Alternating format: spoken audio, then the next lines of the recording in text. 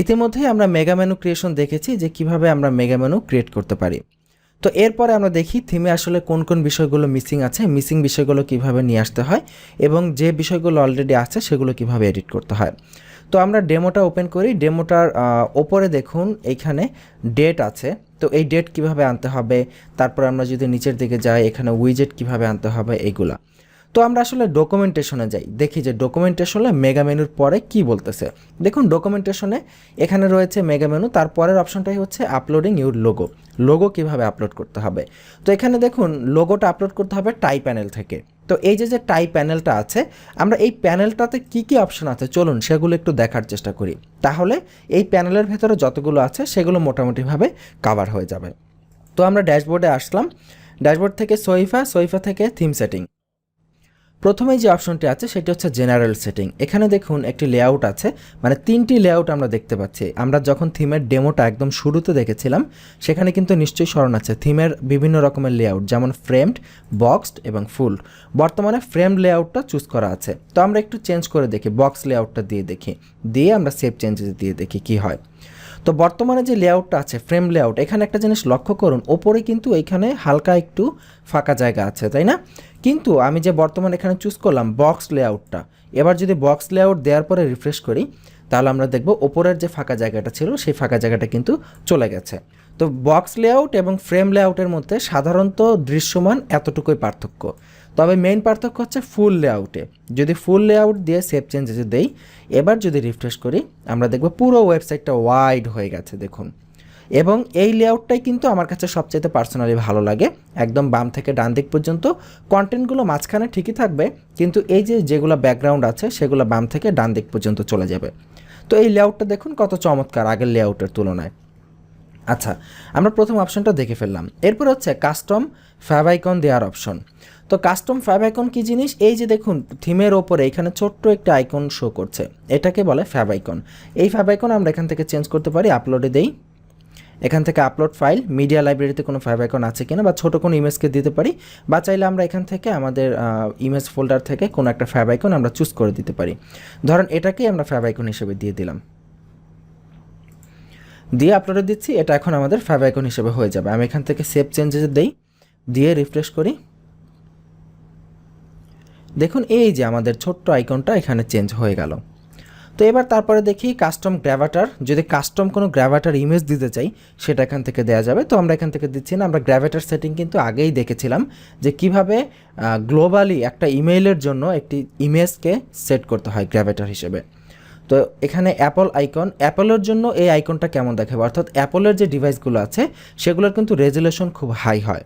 তো সেই হাই রেজুলেশনের ডিভাইসে এই আইকনগুলো কেমন দেখাবে সেটি এখানে দেখুন রিকমেন্ডেড সাইজ দিয়ে দিয়েছে এই আইকনগুলো। একটা হচ্ছে 57x57, একটা হচ্ছে 120x120, 144x144।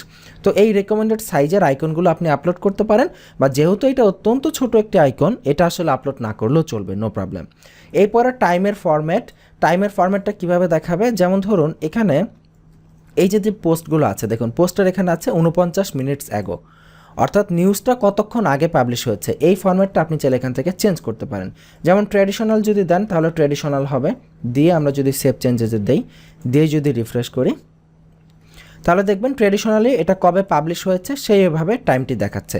আর যদি আমরা এখান থেকে ট্র্যাডিশনাল না দিয়ে আমরা ডিসেবল করে দিই তাহলে দেখাবেই না, আর টাইম অ্যাগো ফরম্যাট দিই তাহলে দেখাবে যে কতক্ষণ আগে।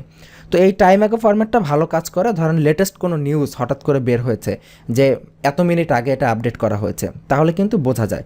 আবার অনেক নিউজ পেপার সাইট এখানে টাইমও দেয় যে আসলে কত ডেটের নিউজ সেটাও দেওয়া হয়। তো যাই হোক, আমরা নিচে চলে যাই, তারপর অপশনে light box setting. Light box মানে হচ্ছে কোনো ইমেজের উপর ক্লিক করলে সেই ইমেজটা লাইট বক্স হিসেবে, অর্থাৎ পপ আপ হিসেবে ভেতর থেকে উপরের দিকে চলে আসবে। তো এই লাইট বক্স ইফেক্ট, তো লাইট বক্স কীরকম হয় চলুন আমরা একটু প্র্যাকটিক্যালি দেখি। মনে করুন এই পোস্টটাই, যেই পোস্ট আমরা করেছি এই পোস্টের ভিতরে কোনো ইমেজ আমরা ব্যবহার করব। ধরুন এটাকে আমরা এডিট করে এর ভেতরে আমরা একটা ইমেজ দিই, ইমেজ দিয়ে দেখি আসলে লাইট বক্সটা কীভাবে কাজ করে। মনে করুন এর ভেতরে আমরা একটা গ্যালারি নিব, অ্যাড মিডিয়া দিলাম, অ্যাড মিডিয়া দিয়ে প্রথমে আমরা একটা সিঙ্গেল ইমেজ দিই। ধরেন আমরা এখান থেকে একটা সিঙ্গেল ইমেজ দিলাম, ফর এক্সাম্পল এই সিঙ্গেল ইমেজটা ইনসার্ট করলাম, ইনসার্ট করে আপডেটে দিলাম, আপডেটে দিয়ে এটাকে ওপেন করছি। এই যে ইমেজটা চলে এসেছে। আচ্ছা, এখানে ইমেজটাতে ক্লিক করা যাচ্ছে না, এখানে আচ্ছা লাইট বক্স এখানে দেয়া আছে। এখানে দেখুন বলা আছে একটি কথা ছোট্ট করে, enable light box automatically for all images link to an image file in the post content area.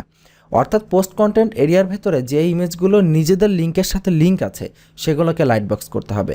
তো এই ইমেজটাকে কি আমরা লিঙ্ক করেছি? আমরা কিন্তু করি নাই। তো এটা কিভাবে করব? এটাকে সিলেক্ট করে এই আইকনে ক্লিক করি, গিয়ার আইকনে ক্লিক করি, ক্লিক করে এটাকে দেখেন এখানে অ্যাডভান্স অপশনে যাই, ইমেজ টাইটেল অ্যাট্রিবিউট, এখানে লিঙ্ক রেফারেন্স দিয়েছে। আচ্ছা, এডিট অরিজিনালে যাই। এখানে আগে আসলে অপশন ছিল যে সরাসরি ইমেজকে নিজের লিঙ্কের সাথে নিজেকে লিঙ্ক আপ করার, তো আমরা ক্যান্সেলে চলে যাচ্ছি। আমরা এক কাজ করি, এই ইমেজটার লিঙ্ক আমরা নিয়ে নিই, এক কাজ করি এই ইমেজটাকে রিমুভ করে দেই, রিমুভ করে এখানে অ্যাড মিডিয়া থেকে নতুন করে আরেকটা ইমেজ নিয়ে আসি। ধরুন এই ইমেজটা, যে এই ইমেজটাই আমরা এখানে নিয়ে আসবো।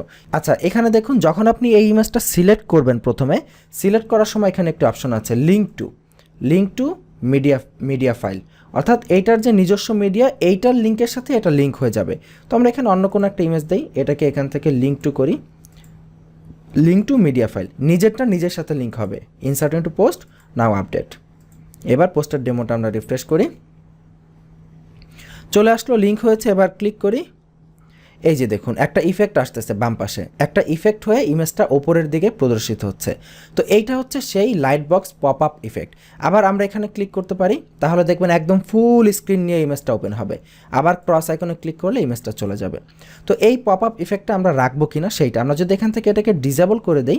আবার এটা হচ্ছে এনাবল লাইট বক্স অটোমেটিক্যালি, এবং এটা হচ্ছে ওয়ার্ডপ্রেসের যে গ্যালারি থাকবে, অর্থাৎ আমরা দেখেছিলাম না যে গুটেনবার্গ এডিটরে গ্যালারি ক্রিয়েট করা যায়, গ্যালারির জন্য লাইট বক্স দেওয়া যায়। আমরা যদি দুটোকেই অফ করে দেই, অফ করে যদি সেভ চেঞ্জে দেই, এবার যদি ইমেজটাকে আমরা রিফ্রেশ করি, এবার ইমেজে ক্লিক করি, দেখেন কোনো ইফেক্ট কিন্তু আসে নাই, তাই না? যেরকম ইফেক্ট আসার কথা ছিল সেই ইফেক্ট কিন্তু আসে নাই। এটা ইমেজের একটা নর্মালভাবে ইমেজটা ওপেন হয়েছে, ইমেজের লিঙ্কে চলে গেছে। এবার ব্যাকে গেলে সেই পোস্টটা আসবে।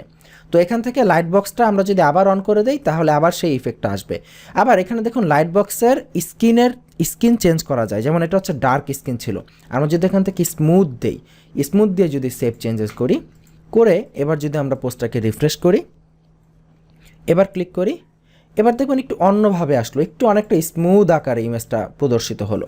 তো আবার এখান থেকে যদি আমরা আবার চেঞ্জ করি, স্মুথের পরিবর্তে ধরেন মেট্রো ব্ল্যাক এই ডিজাইনটা যদি দেই, দিয়ে যদি আমরা এখান থেকে সেভ চেঞ্জে দেই, দিয়ে যদি আমরা পেজটা রিফ্রেশ করি, এবার ক্লিক করে দেখি কি স্টাইল, অনেকটা একই রকম স্টাইল আসতেছে। So that doesn't matter.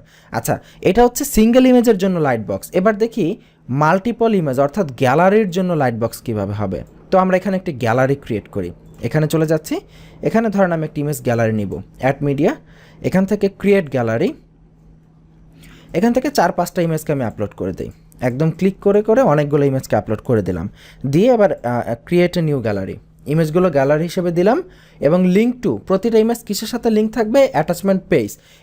Attachment পেজের পরিবর্তে আমরা মিডিয়া ফাইল এখান থেকে সিলেক্ট করে দিই, যে প্রতিটা ইমেজ যার যার মিডিয়া ফাইলের সাথে লিঙ্ক করা থাকবে। এবার ইনসার্ট গ্যালারি, গ্যালারি এখানে ইনসার্ট হয়ে গেল, আপডেট। এবার এটাকে আমরা রিফ্রেশ করি, এবার দেখি গ্যালারির জন্য কি স্টাইল আসে।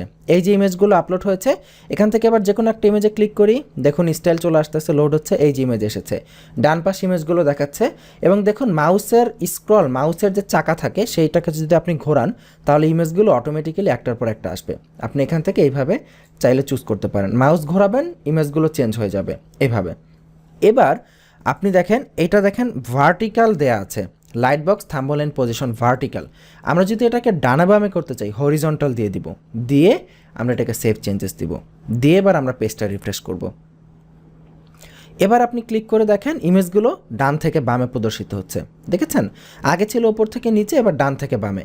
এবারও মাউসের যদি আপনি স্ক্রল অর্থাৎ মাউসের চাকাটা যদি আপনি ঘোরান, দেখবেন এইভাবে ইমেজগুলো একটার পর একটা চেঞ্জ হয়ে আসতেছে। কত সহজ, তাই না? শুধুমাত্র আপনাকে বুঝতে হবে কোন সেটিং কিসের কাজ করে। এবং এখানে দেখুন আরেকটি অপশন আছে, শো লাইট বক্স অ্যারো। এখানে কিন্তু কোনো অ্যারো দেখতে পাচ্ছি না আমরা, তাই না, যে ডানা বামে নেওয়ার জন্য। তো এখানে যদি আমরা এটাকে ওকে করে দেই, ওকে করে যদি এবার আমরা সেভ চেঞ্জে দেই, এবার যদি আমরা পেজটাকে রিফ্রেশ করি, এবার যে কোনো একটা ইমেজকে ওপেন করি, এবার দেখুন এই যে ডানা বামে অ্যারো চলে এসেছে। অ্যারোতে ক্লিক করে আমরা এখানে ইমেজগুলোকে চেঞ্জ করতে পারতেছি। তো এইভাবে আপনারা অপশনগুলো দেখবেন। আসলে ভিডিওতে যদি আমরা প্রতিটা অপশন এইভাবে ভেঙে ভেঙে দেখাতে যাই, তাহলে প্রচুর সময় লাগবে, তো আসলে এইভাবে আপনাদের দায়িত্ব, আমরা আপনাকে রাস্তা দেখিয়ে দিচ্ছি, এখন রাস্তায় হাঁটবেন নাকি দৌড়াবেন নাকি রাস্তায় গিয়ে বসে বসে ঝিমাবেন সেটা টোটালি আপনার নিজের পার্সোনাল ব্যাপার। আপনি যেরকম করবেন তার ফলাফল ওই রকম হবে। যদি আপনি হাঁটেন তাহলে হাঁটার গতিতে আপনার গন্তব্যে পৌঁছাবেন, যদি আপনি দৌড়ান তাহলে দৌড়ানোর গতিতে গন্তব্যে পৌঁছাবেন, আর যদি বসে বসে ঝিমান তাহলে হয়তো গন্তব্যে পৌঁছানো হবেই না, কে জানে। যদিও কারোই আসলে গন্তব্যে পৌঁছাতে পারবেন কি না ভবিষ্যৎ আমরা কেউ শিওর জানি না, তবে এটা আশা করা যায় আপনি যদি পরিশ্রম করেন তাহলে ইনশাল্লাহ আল্লাহ চাইতো একটা সময় গিয়ে একটা পর্যায়ে যাবেন। তো যাই হোক, এরপরে হচ্ছে ব্রেড ক্রাম সেটিং। যে ব্রেড ক্রাম মানে হচ্ছে আমরা যে পোস্টগুলো দেখি, ধরেন কোনো একটা পোস্ট আমরা ওপেন করেছি, এই যে পোস্টের ওপরে দেখুন হোমের শেষে এটা কোন ক্যাটাগরি, ওয়ার্ল্ড ক্যাটাগরি, তারপরে ফটোগ্রাফি হচ্ছে সাব ক্যাটাগরি, তারপর হচ্ছে আমাদের পোস্টের নাম। এই ব্রেড ক্রামটা আমরা রাখতে চাই কিনা সেটা এখান থেকে চুজ করা যায়। এবং ব্রেড ক্রামের সেপারেটরটা কী হবে, এই যে স্ল্যাশ চিহ্ন আমরা এখানে দেখতে পাচ্ছি, স্ল্যাশ চিহ্ন দেওয়া আছে, এখান থেকে আপনি এটাকে চেঞ্জ করে দিতে পারেন, বা এটাকে যদি ব্রেড ক্রামটাকে যদি আপনি তুলে সেভ চেঞ্জেসে দেন, এবার যদি রিফ্রেশ করেন তাহলে দেখবেন এটা চলে গেছে, এই যে এখান থেকে চলে গেছে। তবে ব্রেড ক্রামটা অত্যন্ত ইম্পর্ট্যান্ট এসইওর জন্য, কারণ এখানে কিন্তু আপনার এটা একটা ইন্টারনাল লিঙ্ক বিল্ড হবে। আপনার এই পেজটার সাথে এই যে ভেতরের যে ক্যাটাগরিগুলো হোম পেজটা, এগুলোর একটা ইন্টারনাল লিঙ্ক বিল্ড হবে এবং জুস পাস হবে। তো এরপরে দেখুন দুইটা অপশন আছে, একটা হচ্ছে হেডার কোড, একটা হচ্ছে ফুটার কোড। এই দুইটার কাজ হচ্ছে অনেক সময় গুগল অ্যানালিটিক ইনস্টল করার প্রয়োজন পড়ে, তাই না? বিভিন্ন কোড এই ওয়েবসাইটের হেডারে রাখার প্রয়োজন পড়ে, আবার অনেক সময় বিভিন্ন স্ক্রিপ্ট ফুটারে রাখার প্রয়োজন পড়ে। ধরুন অনেক সময় অ্যাডসেন্স ব্যবহার করতে গেলে অ্যাডসেন্সের কোড হেডারে রাখার প্রয়োজন পড়ে, আবার গুগল অ্যানালাইটিকের কোড হেডারে রাখার প্রয়োজন পড়ে। তো এই জায়গাটিতে আপনারা সেই কোডগুলোকে পেস্ট করে দেবেন। ওখানে বলে দিয়েছে দেখেন, আমরা অ্যাডিশনাল কোড এখানে অ্যাড করতে পারি, সিএসএস বা জাভা স্ক্রিপ্ট আমরা এখানে অ্যাড করে দিতে পারি, দিয়ে এখানে আমরা সেভ চেঞ্জেসে দিলে সেই কোডগুলো আমাদের ওয়েবসাইটে কাজ করবে। তো এই হচ্ছে প্রথম সেটিং, জেনারেল সেটিং। এখান থেকে আমরা দেখলাম কী কী অপশন আছে। আই হোপ আপনারা বুঝতে পেরেছেন। এইভাবে ভেঙে ভেঙে প্রতিটা অপশন আপনারা বাসায় চেষ্টা করেন কিভাবে কাজ করে সেগুলো দেখার জন্য। তো এই পর্ব এখানে শেষ করছি, আগামী পর্বের আমন্ত্রণ জানাচ্ছি। ভালো থাকবেন, আল্লাহ হাফিজ।